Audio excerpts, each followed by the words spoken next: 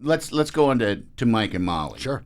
Had you been in any pilots? Had you had what kind of success had you had actor-wise? I was very lucky. I did a lot of I got a lot of parts. Yeah. Like I was always man number one, Yeah, or yeah. the plumber, Right. or I got a couple good ones. Like I was a detective once, but nothing steady until Greg Garcia and Alan Kirschenbaum, who I just adore.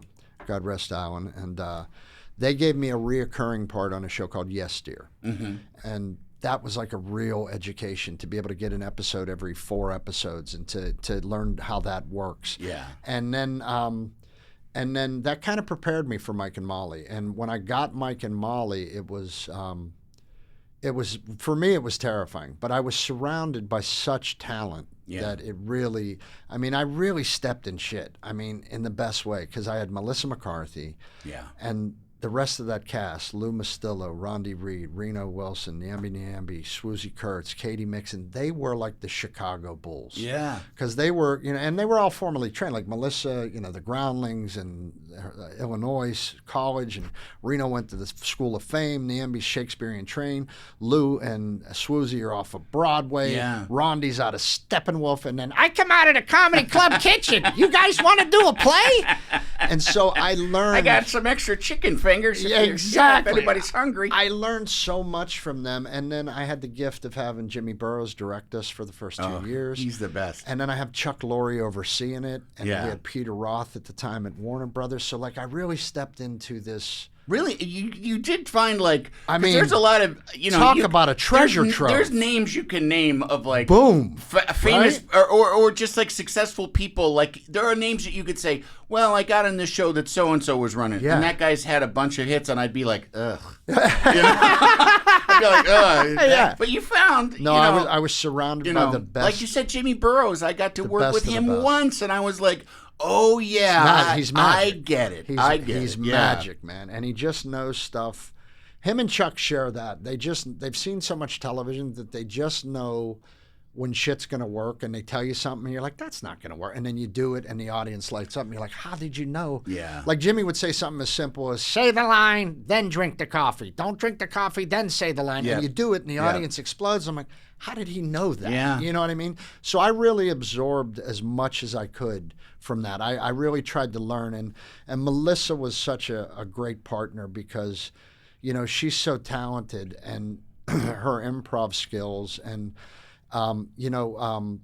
we got to season 3 where she'd become a big big movie star too. Yeah. And she, we would do 2 takes for the writers, and then they would let her do one.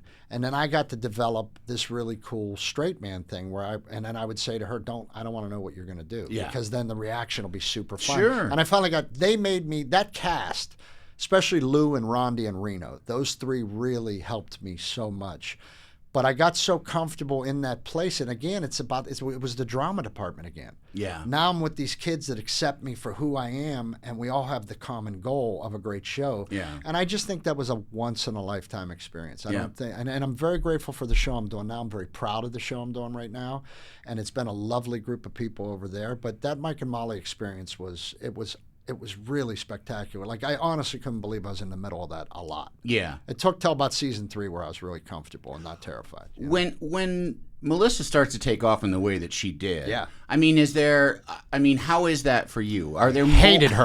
No. No, but are there moments of envy? Because No, really, because not for me, and Yeah. and I don't believe for our cast either. We celebrated for her. We rooted her on because I think we were all at an age that we knew too that her success was only going to amplify Mike and Molly. It was just going to bring the tide up for everybody. Sure. And she was never an asshole about it. You know what I mean? She came in the same hair up, screaming about dropping the kids off at school, and you're like, you can't not love her. I know. So it was like, so it was easy to root for her. Every fucking radio show I went on asked me that question. Yeah, but you're jealous, right? Yeah. But see, what they didn't understand was where I was coming from. I had almost lost my wife and kid. I had almost killed myself with drugs and alcohol. And now I'm the star of a show in the middle of this great comedy. Like, I was just, I used to get excited about my parking space because I was a fat kid in Hollywood, man. I used to have to park way out. You know that stride, like gate 8, and you got to do the hop. By the time you get there, you just look like a sweaty serial killer. And now I'm parking right by the door? Are you kidding me? And we have insurance? Yeah. So my perspective really allowed me to just enjoy that ride. Yeah. It really did. It really did. Yeah. And it's also, honestly, I mean, this is something that I've talked about before. Being number 2, I started to realize, oh, this is nice. It's wonderful. Oh, this is nice. It's wonderful. There's all the bullshit. He has to deal with so much bullshit. Yeah. He has to talk to so many people. Absolutely. Whose names I don't remember. Yeah. You know? Yeah. My wife was the gift. Go, hey, Andy. Yeah. And I go, hey, Guy. Yeah, my wife buddy. Was always the gift. She'd be like, that's so-and-so. Yes, yes. Thank you, honey. Yeah, Hi, Pete. How are you? You know? Yeah. Burrows gave me the greatest advice, man. The week of the pilot, he came up and he said, sit down, honey. So we sit down. He goes, I got some advice for you. I'm not going to tell you what to do, but you need to hear this. I said, okay, what is it? He said, I'm going to tell you an old phrase. The fish thinks with the head. He says, you're number 1 on the call sheet. So you come in here and act like an asshole, everybody else is going to act like an asshole. So you come in here and act like a gentleman, your set's going to flourish. It's up to you. I hope you make the right choice. And he walked away. It's the greatest advice anybody ever It's, did. yeah. I mean, it's, and I have felt the same thing, but I never put it as He just nailed it in like 4 minutes. You know, he just knew exactly what I needed to hear. You know? It was really great to me that way. One of the shows I was on, there was an actor who had been acting since he was young, and it was like one of our first shooting days, and he started to kind of have a little bit of a fit about the way his hair was being done, or something like that. And I just was eavesdropping on it, and one of the actresses in the show pulled him aside, and I heard her say, she said, "This isn't that kind of show." Yeah, good for her. She's like, good for her. Look around. This is not going to be like that.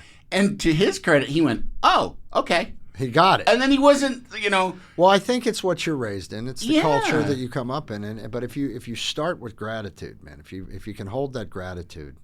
It's just the great. I mean, there's 4,000 people outside the gate that want your job. You know, don't waste it. Right. You know, and I told the cast, and it was nice with this new cast. You know, with Chini Gashere and Falake and Barry Shabaka, who I love, and Matt Jones and Mary Beth. Like, we have this great crew again. But I said to them when we started, I've been through it, and I'm going to tell you right now, it's ending. Yeah. So how you choose to spend your time on this journey is everything. Yeah. It's ending. Yeah. In 1 to 5 years, they're going to tear all this shit down. 5 other squawkers are coming in here. So let's enjoy what we have. Yeah. You know, let's try to stay there.